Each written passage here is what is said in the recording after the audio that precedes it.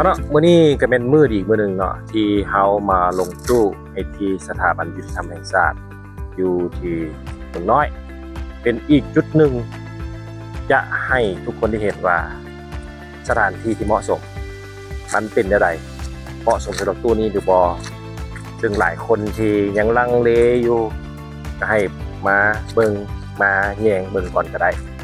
แต่แน่นอนแล้วสถานที่ที่มันดีๆว่าทำเลทอง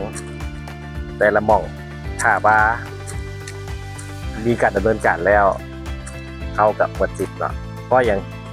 การตั้งตู้วินดิ้งมันรอถึงทำเลทองของแต่ละคนทำเลทองของแต่ละคนบอคือกันจะเบิ่งตัวจริงนำกันเนาะทางเพิ่นเนาะให้มาลงตู้ตอนนี้ก็ได้ตั้งเรียบร้อยแล้วตั้งมาเรียบร้อยแล้วเนาะก็เตรียมพร้อมดำเนินการนี่เนาะเปิดส่งเรียนใหม่อยู่ที่นี่เนาะ